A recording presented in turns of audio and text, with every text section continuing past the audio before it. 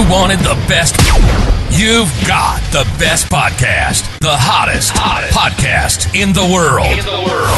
The Chris Voss Show, the preeminent podcast with guests so smart you may experience serious brain bleed. The CEOs, authors, thought leaders, visionaries, and motivators.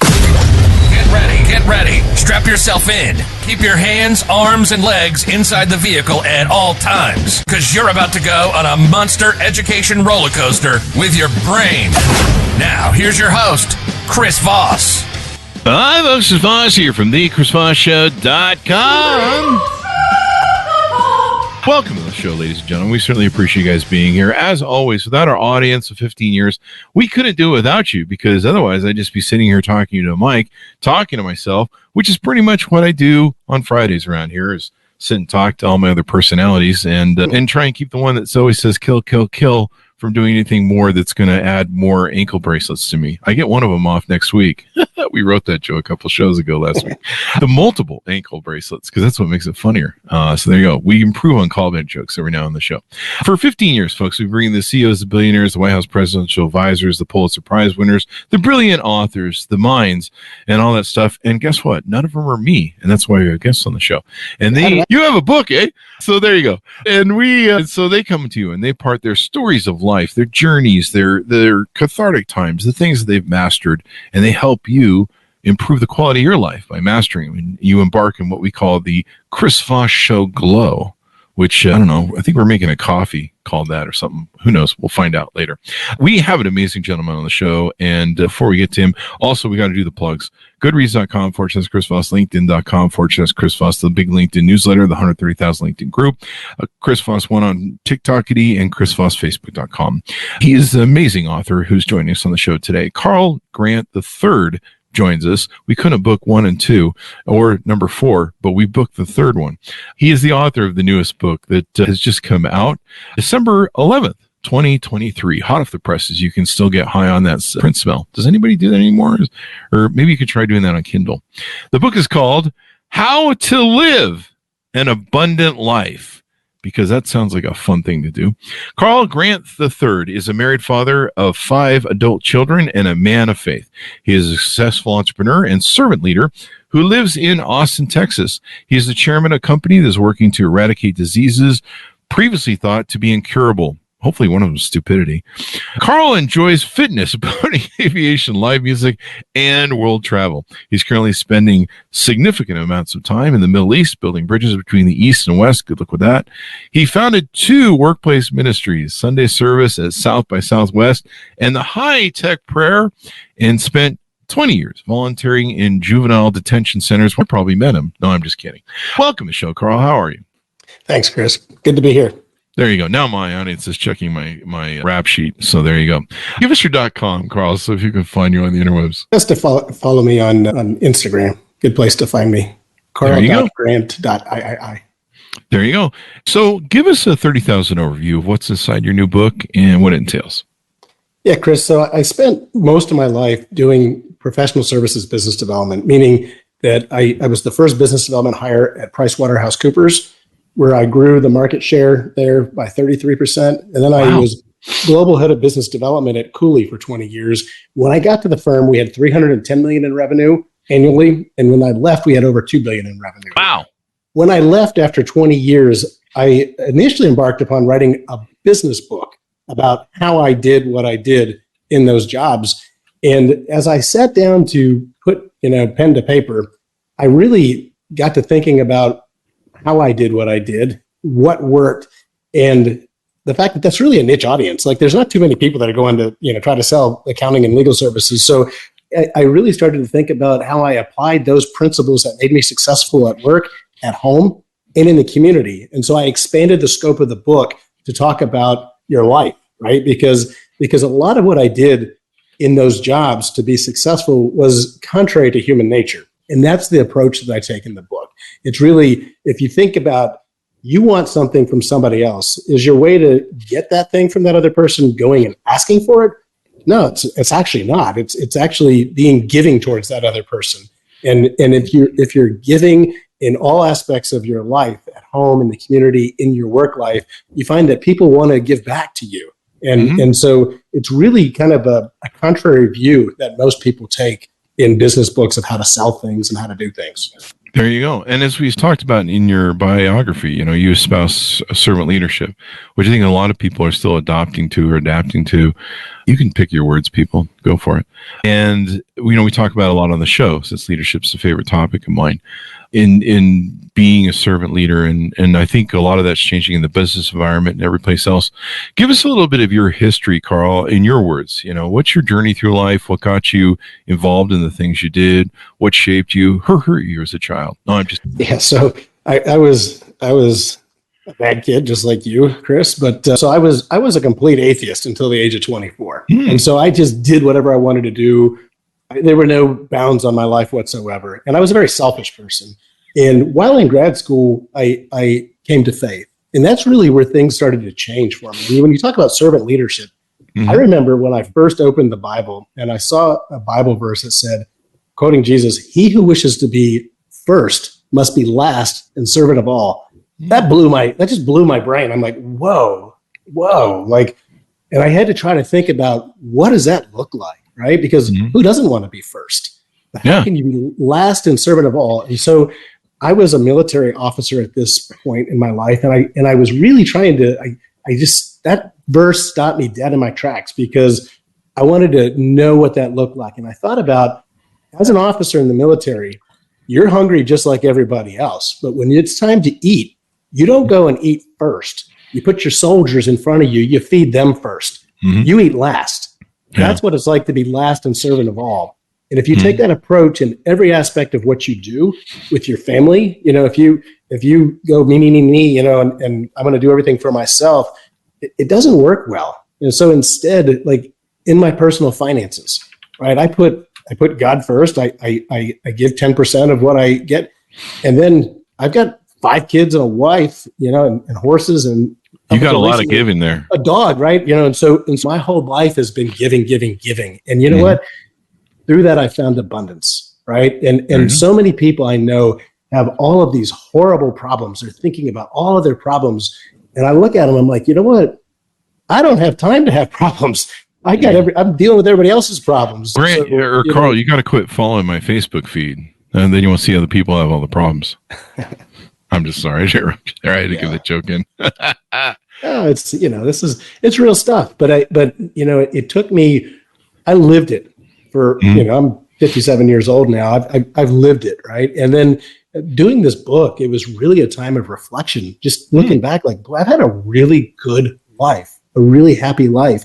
And it wasn't because I was trying to get personally rich. It wasn't because I was trying to get everything for me. It's because I was pouring myself out into my family and then into my volunteer work. For 20 years, I went and I led church services in a juvenile detention center. And, when you go and you visit people whose problems are a lot bigger than yours, it makes whatever you're dealing with seem so small in comparison. I'll never forget the time that I went into the detention center. And normally it's mainly guys in there. There might be one female, maybe 2. This time it was all females. And really? Yeah. And you know what? We finished early this time because the girls don't cut up like the guys do, right? Yeah. And so we were done. And rather than just leave, we had like 10 minutes left. I said, does anybody want prayer? And I never did this again, Chris, because I never opened myself up like this. When these girls came to pray with us individually, one of them told me that her dad was dying of AIDS. Wow. And because she's in the jail and I don't know what was wrong with her other sibling, he was all alone. And, that really, that hurt me, thinking about that. And then the next girl came and she said, my mother was beat into a coma by her boyfriend. Jesus. And I can't be there with her because I'm stuck in jail. And it went on and on and on, Chris. And when I thought about what these poor kids were dealing with in their personal life, other than the fact they were in jail, it really was hard to deal with. So it was almost too much, right? I'm happy to be in a group setting and share with them, but taking on the burdens of one after another, our burdens are pretty light compared to what some people are dealing with in the world. So I'll stop. Definitely. Definitely. It's indicative, if you study why most people are in prison, their childhood lives aren't that great. And we need to fix that first, probably, to quit filling our prisons. So you've done a lot of different things. You have a company called Capital Raise. Tell us about what you're doing there. Yeah, so over the 25 years I spent in the marketplace getting to know companies and getting to know investors. So I figured out very early on when I was selling accounting services for PricewaterhouseCoopers that nobody wants to buy accounting services. Like, audits are like the most boring thing. I'm married to an auditor. She's beautiful, but Did you just call your wife boring?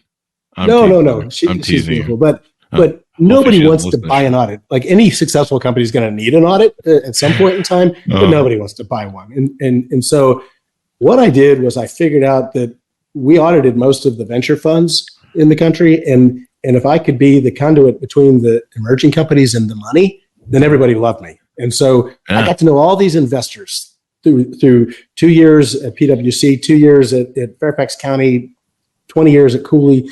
And because I knew all these investors, I was a very popular guy in the business community. And so as I left my last job, I built a LinkedIn-like platform that has all of my investor connections.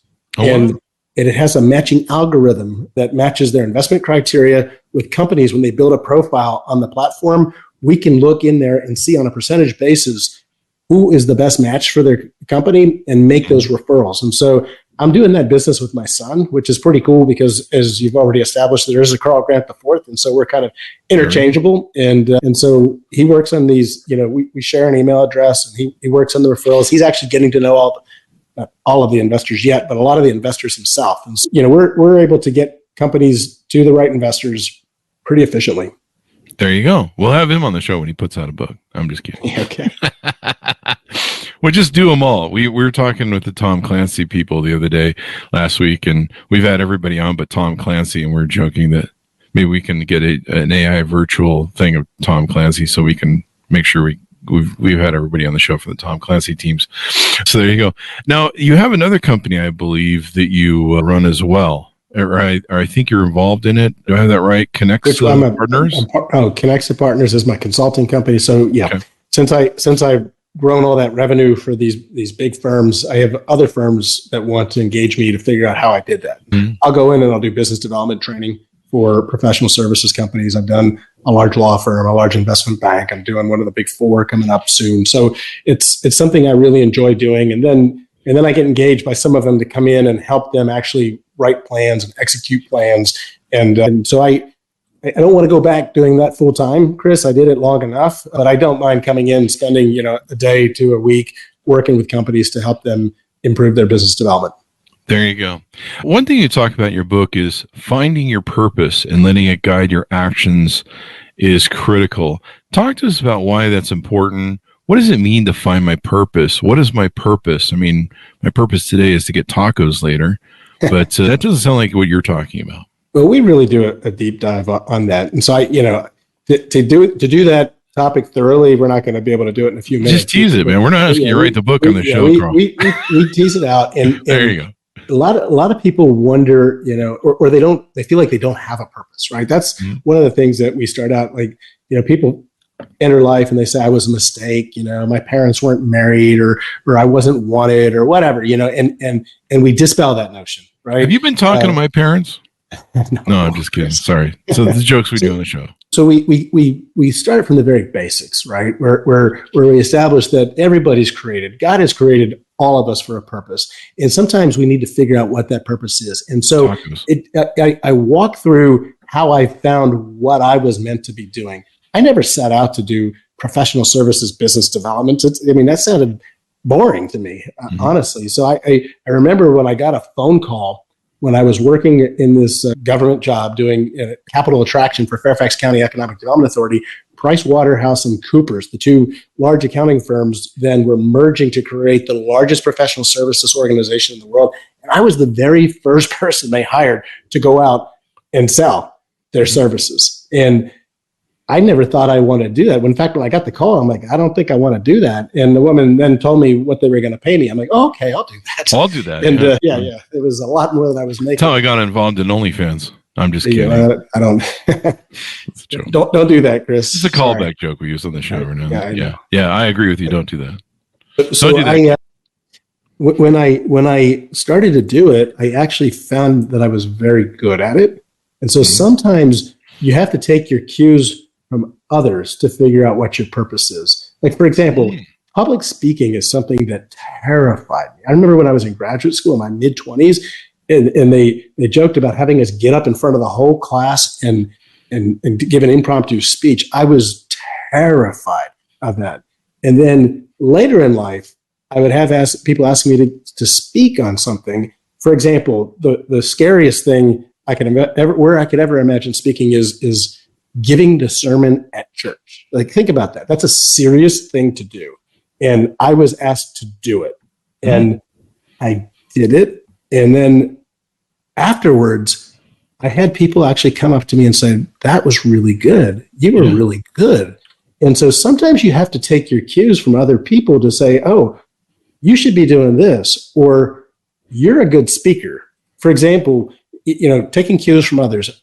I wanted to be able to play guitar and sing. I went to this Luke Bryan concert way back when he was just getting started, and he blew my socks off. That dude could sing and play the guitar so well. I was in a private little reception where he was playing, and so I got on my phone and ordered a guitar.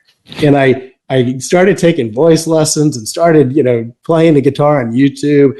And after doing this for a year and a half, my wife said, maybe you ought to give it up. Oh, I know, ouch. And I just didn't have the gift. Like, as much as I thought that these country bumpkins, this can't be that hard to do this, right? But it is. Like, if you don't have the gift, forget it.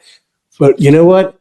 I've got the gift of speaking, and I had to try it and had to have people tell me that I was good at it. And so, look, now I'm a writer, I'm a speaker, I train people on how to do things. These are all things that I never set out to do.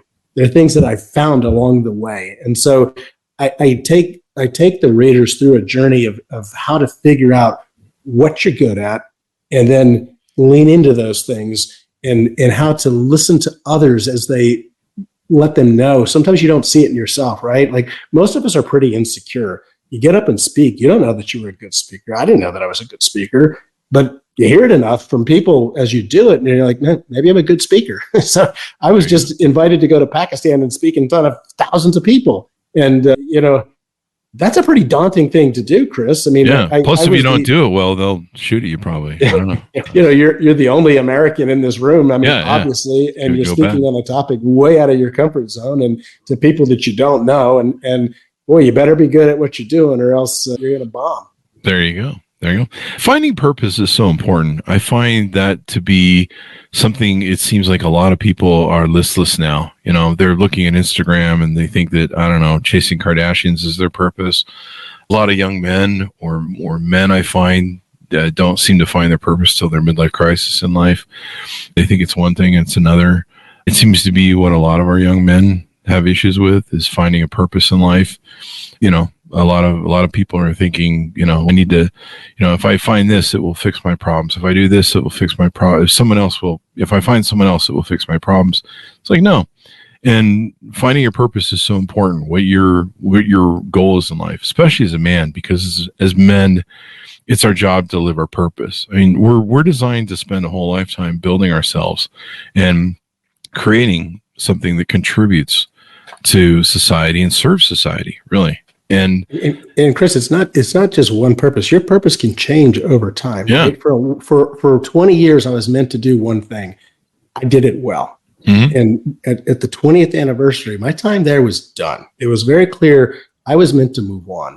And now I have a new purpose. And you touched on it in the Middle East, and that's a daunting new purpose. But I just got back from Saudi Arabia. I mean, I'm going back I've been to Pakistan twice this year. I've been to Saudi Arabia once, and I'm going back to Pakistan and Saudi Arabia next year early. And I do have a mission there. And, you have to be comfortable, like, moving and changing when your purpose changes. And another thing people do in their life is they get their identity tied up in a job, right? Mm-hmm. And when that job comes to an end, I have a neighbor who had I'm not going to say too much about him because I don't want to call him out on this podcast, but he had a big, important job, and his identity was tied up in that job. And when the mandatory retirement came too early, it was over, and he had no identity left. And he went back home, and he ended up divorced. And, it's kind of a sad story, right? And so you got to have a purpose that's more than your job, right? It's got to be more than your job. So I find my identity in Christ. I'm a Christian. I'm not ashamed of it.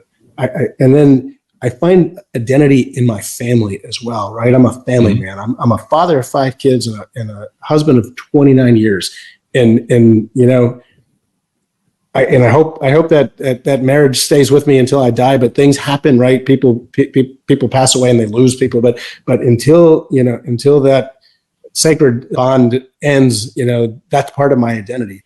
I find my identity in the community, right? I'm a member of a church. I'm a member of an initiative here. I told you we started the largest event at South by Southwest Interactive last year. I'm involved in a lot of things that round me out and give me an identity that's way beyond myself or any job. There you go. I mean, you have to find your purpose. What makes your identity? It's really important in life to understand these things. And I don't think a lot of people sit down and really give it some thought. They just kind of, life, social, constructs, hand them stuff. Well, just do this. My favorite line is those lines from Fight Club where, they're sitting in the bathroom, Ed Norton and Brad Pitt, and they're like, so what did your dad tell you to do? I'm just paraphrasing, but he told me to go to school, and so I went to school. And then I called him up later and said, "What do I do now, Dad?" He goes, "Get a job. You got a job. What do I do now? I got married." A lot of people don't think about these things. They just kind of step through them, and maybe they don't think of them from like you do, from the purpose of identity and different things. But it's really important. One thing you talk about in your book too, challenging your assumptions and taking on difficult, risky tasks that sharpen your ability to achieve tough goals. Why is challenging your assumptions important? So I like to do things that seem impossible to do, right? Not that everybody has to do it. I mean, it'd be climbing a mountain or something, but I wanted to fly airplanes. Nobody in my family flew airplanes. I didn't have any pilots in my family, so I set out to do that. It took me a long time to do. I started out right out of college, and I passed the written test. I soloed, and then life happened. I got into graduate school. I got busy, ran out of time and money, got married, had kids. Like no time to fly airplanes, no money to fly airplanes. But when my kids started to get to a point where they didn't need me to spend their every waking hour with them, I went back to flying, and I didn't finish it until I was in my 40s. And it was one of those bucket list things. It's not impossible to do something. If you want to do it, it's possible to do it. You gotta set little goals and achievable goals, right? Passing the written test, getting back. Actually, an interesting thing happened. I when I got married, I had a lot of trouble sleeping, and I have never talked about this before. I was prescribed benzodiazepines to help me sleep. And I slept like a baby for 13 years. I slept great. But then when I wanted to fly, Chris, I went in and I did the flight physical that I never had any problem passing. And they said, "Oh, you can't fly airplanes taking these things." And you talk about a challenge. I now was told I had to get off of these things, which I didn't necessarily want to because I was sleeping great. You're sleeping well, yeah. Yeah. But they didn't tell me when they started giving me these things that they're addictive. And it took me a whole year to get free of the side effects. And so that is overcoming. That was one of the biggest challenges in my life because a lot of people can't get off of those things. I got off of them and praise God, I'm off of them today. But that made it even more challenging. And then I, to finally get my pilot's license, that was great. Another thing that I talk about in the book was when I was a kid, I didn't really apply myself in school. So going to Harvard was not something that was even in the cards, right? But as I started going through life, in working in the venture capital space, most of the people I worked with went to Harvard, and I thought to myself, well, you never could go to Harvard before, but why not now? And so I actually got into an executive education program at Harvard and had my company pay for it. Flying an airplane, going to Harvard, those things are possible. It might be just walking a mile or having some goal that you have to do. It doesn't have to be some grandiose thing like what I've stated, but having those goals, writing a book. I mean, that's a daunting thing. That is a daunting thing. I couldn't imagine ever writing a book. I could write an essay, but a book, and so the fact that I've got one up behind me right now, that just shows it's not impossible to do these things. If you set a goal for yourself and you give yourself bite-sized little pieces that you can do, write a chapter, write another chapter, right? Edit the book. It took me 3 years to do it, but it's done. And I'm here talking to you about it. And so there you go. My encouragement to the readers is there are things that you can do. There are things that are unique to you that you can do. And I talk you through a way to get yourself out of your comfort zone to do them, because life is so much more exciting when you have a goal of something to accomplish, Chris. It definitely is. And assuming that you can't do it is going to hold you back and limit your life. I'm doing that right now. I'm writing my second book. And I have a couple other people who've been on the show that we're doing an accountability group for writing a book. And this is how I got my first book written. We're keeping a spreadsheet, and every day we have to check in and put down that we did how much time we put in doing the book, which usually the goal is to do an hour for each of us a day. So there's kind of some peer pressure, accountability. I kind of need that in my life, because otherwise I go get tacos, which is my purpose today, as I mentioned before. And like you said, your purpose can change. So today it is tacos, evidently. That's the callback joke on the show. Those are important. And I suppose, as you also talk about in the book, developing a positive mindset to go along with that is important as well. A lot of people have negative thinking, or what some people call stinking thinking. How do you make sure you clear that out of your head and cobwebs maybe that you have from maybe what you were taught by your parents as children? Only you control what goes through your brain. And so I walk through how to get a hold of those thoughts, because if you it's like a negative loop. You speak negative words, you think negative thoughts, and if it's all you dwell on it, and I've been guilty of this in the past. It's just taken years to figure this out, Chris, and it's not something that comes naturally. Most of us have negative thoughts. And one of the things that I've started to do, and this works for me, there may be other things that work for other people, but this is, you replace those thoughts with other thoughts. And so something my wife and I started doing together is we wrote down all of the promises that God has made to us in the Bible. And we've written them down and we've claimed them out loud. And now we've gotten to the point where those promises are ingrained in my brain. And so if a negative thought comes about, I can replace that negative thought with the truth from God's word, right? Not everybody's going to have the same faith as me. And so it may be other principles, but I apply principles like that. If you have bad thoughts, you got to replace them with good thoughts. And if you're speaking negative thoughts about yourself, you got to change that, right? I mean, I see people who are my age, right? 57 years old, that look like they could be my grandfather. It's because they're saying, I'm old. I don't even like to say that. I'm saying that as an example, but you speak it upon yourself, right? Like, why would you speak that upon yourself?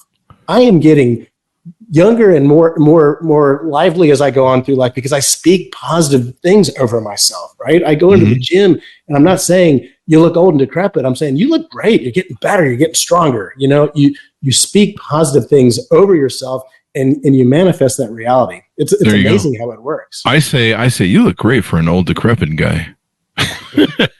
Don't put that on me, Chris. I know I shouldn't do that. I need to work on that too. I've been feeling a little bit older, but I seem to be doing well. I really can't complain. I mean, I've lived a blessed life health wise all my life. The brain, though, I don't know about the rest of that, but that's another story. So what have we talked about that's in your book that we can tease out to people to get them to pick it up? Let me go through some of the things I address. I address the mind, I address the spirit, I address the body, right? Personal growth plan, personal relationships, boundaries. Boundaries are important. A lot of people don't put up proper boundaries. And if you don't put up proper boundaries, people will take all of your time away. So I talk a lot about that. I talk about abundance in the community and in the marketplace. So being likable. There's ways you can make people like you. And so we walk through some of those things. Developing character and building a legacy and becoming part of a community and developing a positive mindset. So we try to take a very well-rounded approach. And then in each chapter, I have a little workbook type thing where you can go through and make sure you're applying the principles that we talked about in the chapter to your life. There you go. One of the ways I found to get people like me, you know what? Bribery. Just kidding. So a lot of it, Chris, is being Carl, you're a tough audience, buddy. I love you.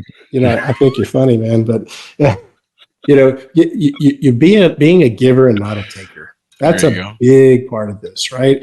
When I sit down in the business community, and if all the other person is looking for is what I can give them, it's not a very exciting conversation, right? But if I sit down with somebody who's out giving me, I'm like, oh, you need to know this guy, and let me introduce you to this person. And you know what?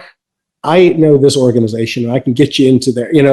When there's that mutual exchange of two people trying to help each other out and advance each other's careers or what they're trying to accomplish, it's a beautiful thing, right? And so that's something I've always tried to do, not just in the business world, but in my family, right? My kids want to advance in their lives. They want to get into college. They want to be successful as they're getting into their careers. I try to be helpful to them because if you're a blessing to someone else, they turn around, they want to be a blessing to you. This year, I have all 5 of my kids coming home to be with me for Christmas. That's the reward that you get for being a blessing to other people. They want to be with you. Mm-hmm. I want to come to your house for Christmas. Where's my invite? Let me ask you this, though. I play devil's advocate a little bit. What happens? How do you manage it when you're a giver person, you're a servant leader, when people don't reciprocate? When there are people in the world that will take, and there are vampires in the world that will take. How do you manage that in your mind? How do you think about that and not let it destroy your negatively affect your thought patterns? I do. At the end of the book, I do talk about being strategic with your giving, because you can't give to the whole world, right? Yeah. And so you have to be purposeful with it, and you have to be targeted. And I can't help every 17 and under youth in the world, but I was called to help the kids that were in the juvenile detention center in Fairfax County and Loudoun County, Virginia, for 20 years. And there's 20 kids per month that I'm there to focus on. And I don't want anything in return from those guys, right? Part of the beauty of this is giving to someone who has nothing to give back to you. And you know what? It doesn't matter if they're taking from you. You're given to them, and you know what? Your reward isn't heaven. My reward isn't in this lifetime, right? I'm helping those kids. If I can keep one of those kids from going into the big house, right? Like, they're either in that juvenile detention center, they're either going to turn their life around because of somebody like me talking to them, or somebody else talking to them, or they're gonna end up dead, right? They're gonna get out. Somebody will end up overdosing on drugs, getting in gunfights, knife fights, or they're gonna end up in the jail, where they're gonna go up into the regular population, and that's not a good life. And so if I can keep one of those kids out of there, I've received my reward. I'll never forget. I talk about it in the book. I went into a Chick-fil-A, and there was this kid that came up to me, young person, just going on and on and on about their life. Like I'm doing this and that. I'm joining the Army. I'm doing that. He was so excited about all the positive things. I'm like, who is this kid? Maybe it's one of my kids' friends that I don't recognize. And then after he talked to me for a while, I realized it was one of those many kids that I administered to in the detention center. Oh, wow. And I'm like, man, sorry, I'm going to cry. I didn't know I was going to see it on this side of heaven, right? Like, to see one of these kids that turned their life around like that. And, that was the one that I saw. You know how many there must be out there that listened to what we said, took it to heart, and made a change in their life? I don't want anything from that kid. I don't want anything at all. I mean, it was more than enough just to see that he didn't end up in jail or dead. And it's personally rewarding. It doesn't always have to be some sort of monetary reward or some sort of tit for tat. It's not about that. There was one other kid when we were in there. I'll never forget. This kid was a big, mean-looking guy that I swear he was going to kill me if I got too close to him. Right? It was a serious-looking big 17-year-old kid. And my partner who went in, he had the same reaction, like, we don't want to get near this kid. And so for months we would be in there sharing the good news with these kids, and he did nothing but to come and just be antagonistic towards us. And it's almost like he had an evil spirit in him. But I watched over the course of the year, because I don't know what that kid did to get in there. But he had dropped out of high school. He was out of everything. And over the course of that year, I watched that kid go from having a scowl on his face, to having a smile on his face, to being antagonistic, to carrying a Bible into the service with him. And he had his name engraved on it. I watched him re-enroll in high school. I watched him enroll in college and tell me that he was planning on joining the military when he got out. And you know what? That kid who I wouldn't get near when I first walked in there, he hugged me. He hugged me on his last day in there. And you know what? He left that place never to be heard from again. Good. So I don't want squat from that kid. I can't even remember his name today. But you know what? Those are the kind of things that are personally rewarding in life. And so, yeah, you can't give to every 17-year-old kid or 1700 kid, but I gave to those kids. I don't regret 1 minute that I spent. Not one. There you go. I mean, that's one of the purposes that, is good to have as human beings. We leave this place a better place than when we came to it. Amen. And the impact that we can have. There's lots of times where there's been impacts of what I've done when I've shared stuff, sometimes that I didn't want to share because it seemed a little too heartfelt, or, there's a story I'm sure a lot of my audience has heard ad nauseum, but when my dog passed away from a seizure within a half an hour, it was so shocking to me. And so I bled it out with half a bottle of vodka onto Facebook on a post. And I sat there for a half an hour looking at it going, I really don't want to post this. This is like too personal. It's no one who gives a crap. My whatever. And then I shared it and went passed out. And it was amazing to me the impact it's had. There's people that still remember it all these years later. I think it's been 7 years now and 8 years. And people still remember it. And it was interesting to me that people, because I thought it was kind of selfish too. And people wrote me and they're like, I cathartically going through what you wrote about in your pain, I didn't realize that I hadn't resolved my loss with my father. I hadn't got closure yet over his death. I realized that I hadn't got closure with my pet, or, there's all these people that helped. And I was like, seriously? But, being able to help people on our Twitter account, we were really huge on Twitter. There were 2 times where I was just posting quotes. In fact, it was an auto feeder. We had a quote thing that was auto feeding quotes into Twitter back in the day. And twice I had people write me and they said that they would plan to commit suicide that day. Wow. And they were ready to go. And somehow my random quote that had no intention of any of that had turned their life around, and they decided to go live their life. You've had that a lot in your life, I'm sure. I've had that a lot in life where people pull you aside and you go, and they'll tell you their story about how you helped them. And you're just like, wow, it's crazy how, what you do, you hope that you put good in the world, but sometimes you don't get the feedback. And I'm sure there's a lot of the stories you and I haven't heard about. It comes back tenfold. It comes back tenfold, right? Like for everybody that doesn't, do anything at all good back to you, it comes back. It comes back by people saying good things about you to other people. And that just has a ripple effect. I tell you what, practicing this for all the time that I have, 20 years in my past job, I had literally I sold very expensive legal services. I mean, very expensive. And to sell them, all I literally needed to do was open my email inbox, because I had so many inbounds of people referring people to me because I had done favors for people that it was overwhelming. I couldn't get to all of my emails. That's how it works, right? You put good out into the world and you watch what it comes back. I kid you not, it comes back tenfold. Yeah. And so I have never worried about where my next meal was going to come from, ever. I've never worried about how I was going to pay for my home, my 5 kids, my wife. She stayed home to raise those kids. And just saying, what I've done has worked. And so if you want to read about a guy who lived his life right, I've never cheated on my wife. I've been there for all my kids. I never missed one of their games, never missed a birthday. I'm a guy who did things right. and I lived an abundant life. And what I did was I outlined in the book how I did it, and I made some suggestions about how you can do it as well. Not everything I did for me is going to work for you. So I tamp it back and I say, if taking your kids on these vacations that I did doesn't work for you, go to the park. Go do something that doesn't cost anything. There's things you can do to be a blessing to your kids in their life. I mean, when I was younger and we didn't have any money, we'd go watch airplanes land at the airport. My kids loved it. We'd go lay out on the ground and look at the stars. I mean, we just spent time together doing things that didn't cost a lot.